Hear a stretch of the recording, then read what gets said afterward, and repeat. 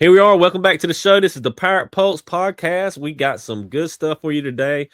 Big week for ECU last week. Hopefully another big week this week. Go ahead and put it all out there. 5-0 record last week. Chance, how great was that last week? I mean, the offense, they showed up and showed out all week. I mean, they averaged almost 12 runs a game, and you can't ask for much more. It's hard to lose when you're doing offensive numbers like that. Man, we're so excited. I didn't even do none of the intro stuff. Follow us on Twitter. Follow us on Facebook, Instagram. We need all you can get, all we can get. Also, YouTube. I'm Trey Scott. This is Chance Scott. We're about to give you some good stuff.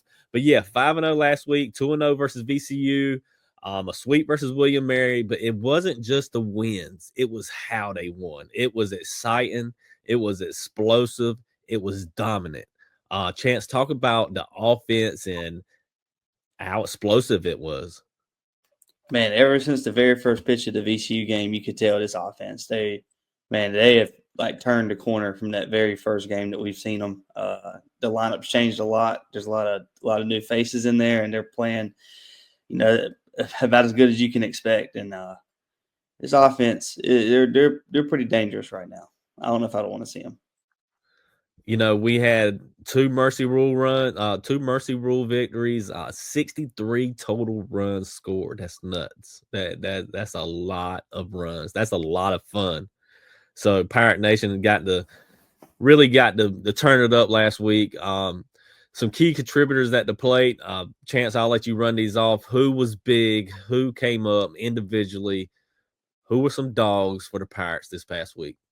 Man, we've seen multiple first career home runs. Jack Herring hit his first one as a Pirate. Michael Kellen hit his first one at Friday night against William Mary. Braden Bird's first career home run was a grand slam. He did that in the first inning, by the way. I don't know if you hear a grand slam from your leadoff hitter in the first inning very often, but it happened.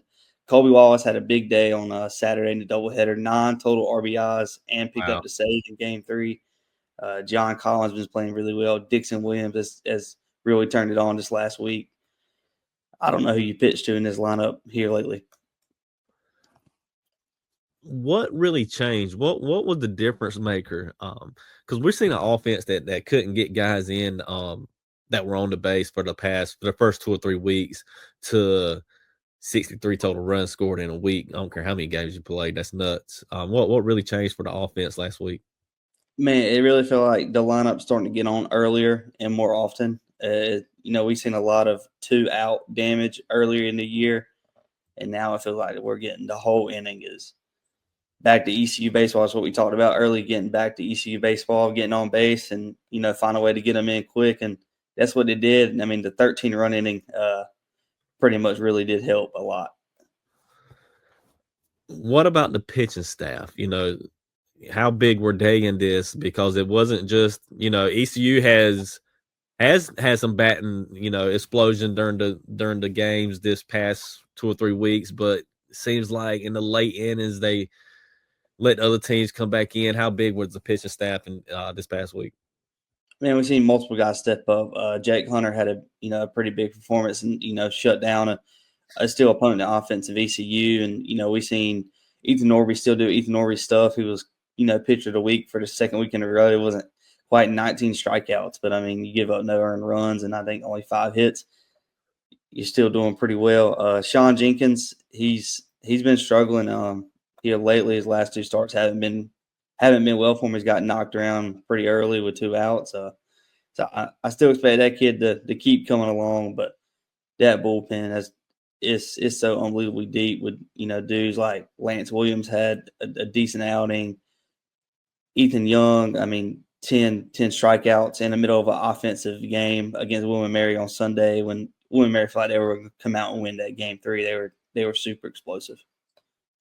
And now they're moving on to 12-8. That's right. All right. I think I put a post up yesterday, which was big. Can ECU sustain this offense production moving forward? I would think so. They did have a really tough matchup tonight with UNCW. They got some good hitters over there. They took UNC to extra innings. So I mean tonight's going to be a good battle, but they open up with Memphis conference play, and I expect ECU to probably get another sweep there. Okay, well let's make it a little bit more interesting. Let's get some inside take, some in the dugout, on the field now. Take from one of the players from ECU, freshman Braden Burress. Let's bring him on. We're gonna have him on the podcast. He's been doing great lately. Let's get him bring Braden on. Braden, appreciate you coming to the show, man. We love having you. Man, congrats on this past weekend on your Grand Slam.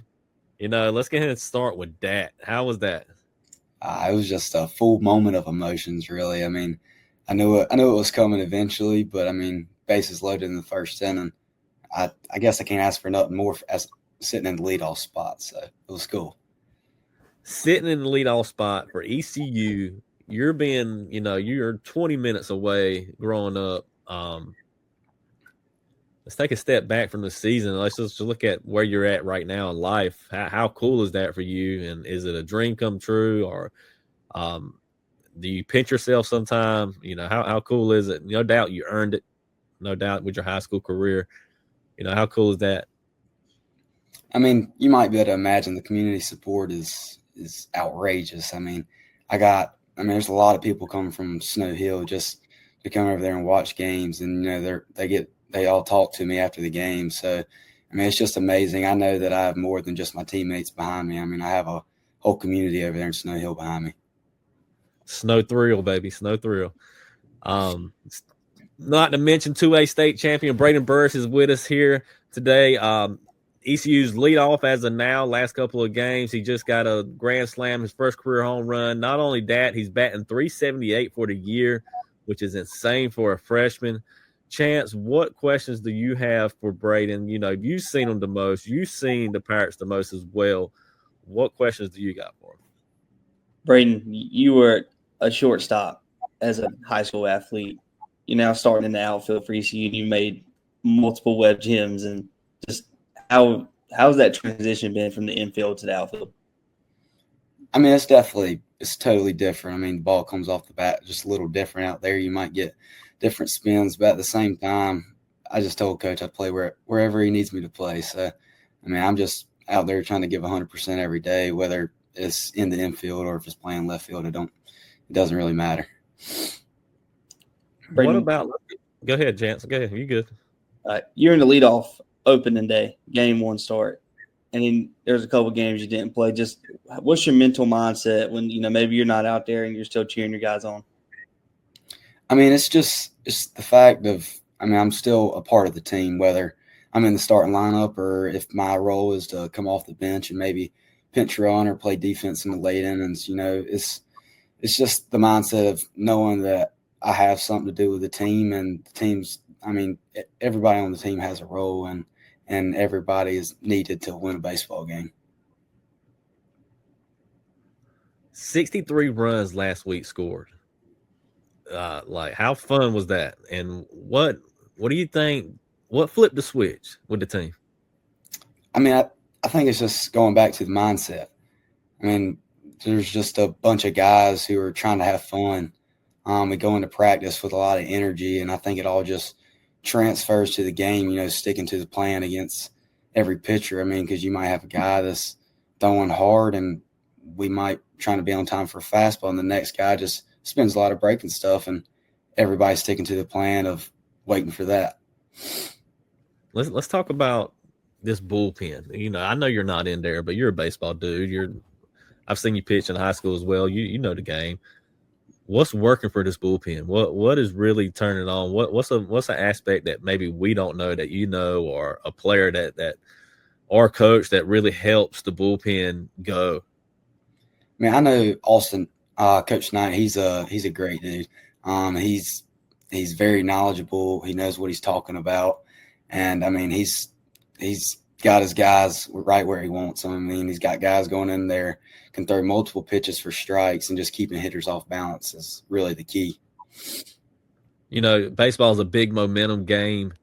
And like I said, we done crushed the 63 runs. We done said it about 10 times. But, scoring that much last week, having multiple games in the first 2 or 3 weeks where you just didn't get a win that you should have won. Do you think this momentum carries over into this week? Do you think that gives you a little extra confidence to help it keep going? to win more games? I think it definitely carries over. If you want me to be honest, I think that last week was really just the beginning for this offense. I think we're just now figuring it out. So, I mean, I don't think I'd surprise myself if we could come out and do it again. Another moment I want to talk about, this is a story that everybody talks about, and as it should be talked about. Parker Burr. I mean, great story.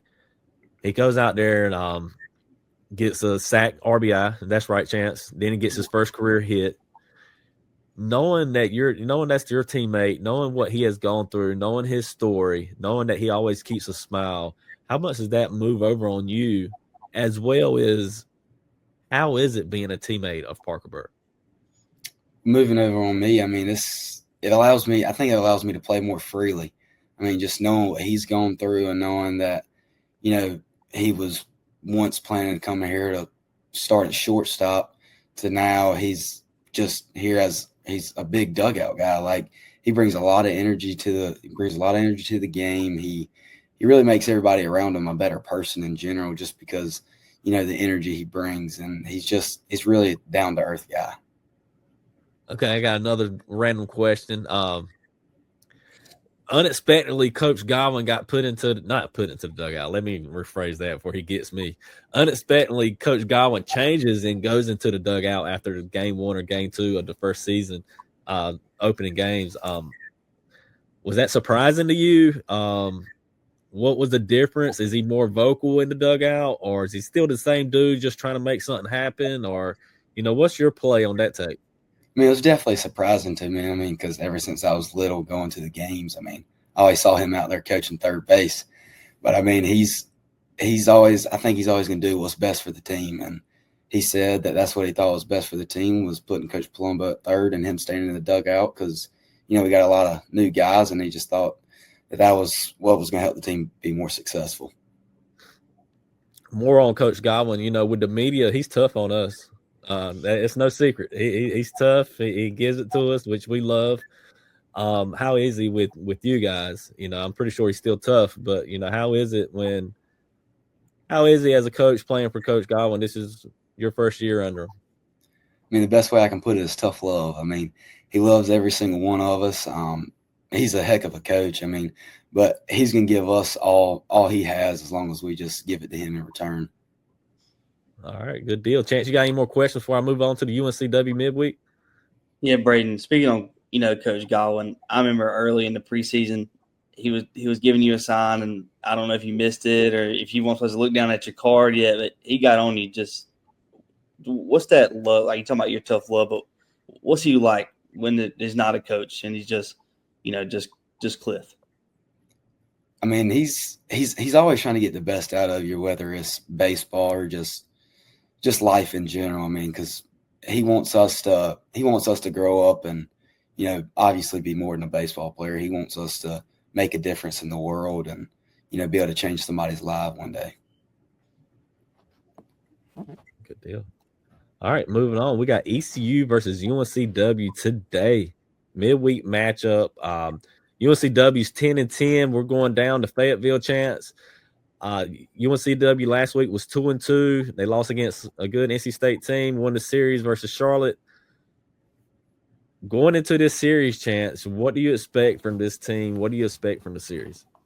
Man, them UNC boys can hit.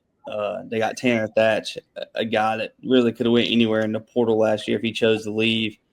Kevin Jones, we got to see him a lot at LCC. He's still balling out over there.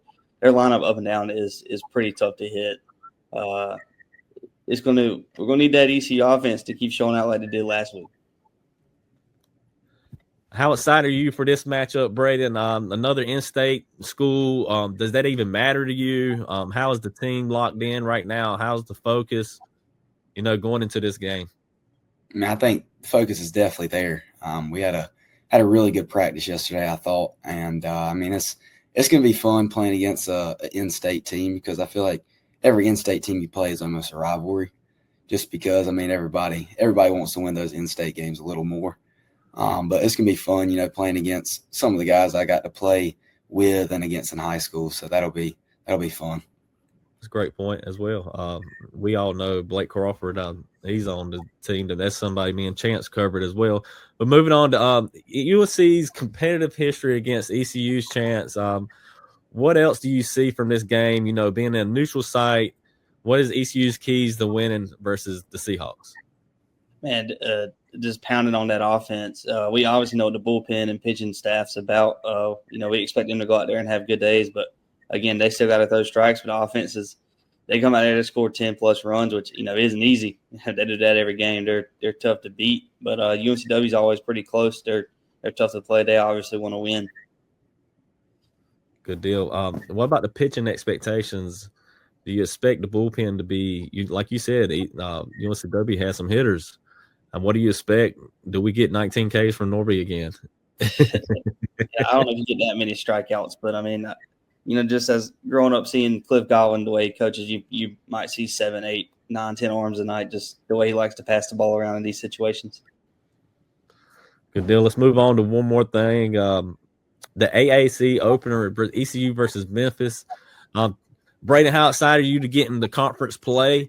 Do you think there's a change of competition? No down on anybody, but you've had a pretty tough non-conference schedule so far.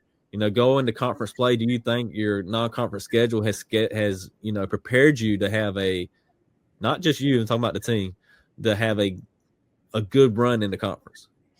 I mean, I definitely think so. I mean, playing good teams like, Coastal Carolina and UNCW, they're always a good test for us. I mean, but going into conference, I think it's going to be a good year this year. I mean, we got UTSA, who's obviously been really good so far this year, but I mean, I think it's going to be fun, but we're still focused on tonight because we gotta win tonight before we get to this weekend. Good deal. Chance, before I kick Braden off, do you got any more chance questions for Braden? Not much, man. I know y'all just got done talking to Inky Johnson. I think it was yesterday or sometime. Just what kind of inspiration is he along with Parker? Oh, it's crazy just listening to him and how he can be so inspirational. And the crazy part is he's not going off a script; it's going right off the top of his head. But I mean, he talked about not taking nothing for granted. A lot of us, we go throughout our day and we're like, yeah, I'm not going to take that for granted. But he's like, I'm not taking nothing for granted. Like, whether it's just, waking up in the morning and making his bed, he's going to make his bed because he ain't taking that for granted. We might not ever get to do that again. So it was really cool getting to listen to him. Man, Braden, you've been killing it. We're definitely fans. As you know, put your head down one game at a time. We would love to have you back on the show, man. We really appreciate you coming out today. Good luck tonight. I do have one more question. Before I kick you off, I do have one more question. How cool is it jumping into the jungle? Oh, it's a great way to start a game, and then after we win, it's a great way to end it. So, just getting to do it before and after the game is amazing. Good deal, man. Hey, good luck tonight. We'll be there. We're going to be watching you. Go Pirates. Thank you. No problem. What a great podcast from Braden Burress. We're going to finish it off right quick. Going into this weekend, Chance, ECU versus Memphis. Memphis is 11-8. This is going to be a home game for the Pirates. What do you expect from this game for the conference opener from the Pirates? Man, we keep nailing this offense thing in the head. I feel like I'm being repetitive, but we've seen this whole team flip upside down. It feels like from that very first game where they felt like they couldn't score runs, and the UNC series where it was like, man, if they scored 5 runs a game, they would have won the series. Coastal Carolina, if they just would have scored runners from second with less than 2 outs, they would have won the series against a ranked team. This offense came out and showed out. So I'm expecting this offense to continue to do the same. We just got done talking to Braden, and he's done an unbelievable job at that leadoff spot. And we talk about Riley Johnson and how we're going to get better when he comes back, but the battle between Braden and Riley for the leadoff spot is going to be a very entertaining one whenever fully healthy Riley Johnson comes back. Speaking on Memphis, they had a midweek game, Lipscomb, before heading into ECU. this game hasn't happened yet, but how much are you gonna be watching this game to measure off what ECU has to face, and what do you expect from Memphis? Man, usually Memphis has a pretty potent offense. I haven't got to see them but a couple times this year on some highlight reels on YouTube, but I'm expecting a pretty good Memphis team. Conference opener is always a time you want to start out on the right foot. You want to go grab your first series first because this conference, it can be a two-bid league. Usually ECU is locking up one of the only bids in the entire league. But, I mean, from how ECU looked 2 weeks ago, the league can be wide open if the Pirates ain't on all cylinders. Speaking of Memphis, a player to watch is Chase Nixon. He leads the teams in RBIs, tied in home runs for his team. He was at NC State last year, so they got some guys. They got some dudes. Ultimately, Chance, what is your prediction for this series against Memphis? Man, I'm going 3-0. If this team plays exactly how they played last week, they're almost impossible to beat. A team's got to be playing their best baseball. And, with Friday night Norby, you got to play your best baseball. You just got to give the man a little bit of help, and you're probably going to win. I expect Sean Jenkins, he's had a pretty tough 2 outings his last 2 weeks. The kid's going to find it. We've seen it earlier. He's got some good stuff. Maybe it's just not quite there yet. The kid is still 17. I know he's, a freshman on ECU, and you're supposed to not look at his age, but kid 17 years old, and it's still pretty impressive what he's doing. So, and I'll throw a wrench in there. I'm going 4-0 because I didn't ask your prediction for UNCW. I'm going 4-0. I think the streak continues. That would be 9 straight. Is that correct? Yeah, 9 straight. So this is a chance for ECU to build their resume, for the postseason run, for what they'll need at the end. The importance to keep winning is big. Stack the wins, stack the resume, and keep winning. A couple more quick hits. Is there any injury updates that the Pirate Nation needs to know about? Riley Johnson, we've heard he's right there on the edge. It's just when's he kind of get 100%. I'm expecting maybe you could see him some this weekend. I'm thinking more Saturday, Sunday, depending how the series is going. If it's going ECU's way, I think you definitely do. If it's not, you probably just let Riley Johnson continue to heal. But, Intolic and Towers are 2 pitchers that are still not healthy yet. They still got some time. Coach Godwin said maybe 2 to 3 weeks at best for their return. So ECU's looking at, mid-April for them. But when those guys come back, this bullpen and starting rotation is going to get even better. So, there's a lot of guys, they're just getting over the flu. I don't know if we talked about that last podcast, but they were pretty sick. And I think they're probably getting fully healthy here this week. All right, well, good deal. This is a big week. I got the Pirates continue to roll. Any final thoughts, closing thoughts on ECU in the season so far? We're 4 to 5 weeks in. What is your closing final thoughts for the Pirate Nation? Man, this week was exactly what we expected from, this is what ECU fans expected. Score runs, be better than the other team, look better than the other team for, 21 innings of the weekend series. We said it early, stay positive, stay behind this team, and, look what kind of week they produced. So ECU fans need to travel out tonight. They need a big crowd. This is a big game. To some people, it might not seem as big with being at UNCW, but them boys, they're going to come out ready to play baseball, and ECU fans need to be there to keep our guys high on the energy tonight. And on that note, follow the Pirate Pulse on Twitter, follow the Pirate Pulse on Facebook, follow the Pirate Pulse. The Pirate Pulse on Instagram and YouTube. We're going to have all the updates for you guys. Chance does a great job getting updates. We're going to have final graphics. Don't miss the rapid reaction from Chance Scott at the end of every game that the Pirates have. This is Trey Scott. This is Chance Scott. And we'll see you later, Pirate Nations. Go Pirates.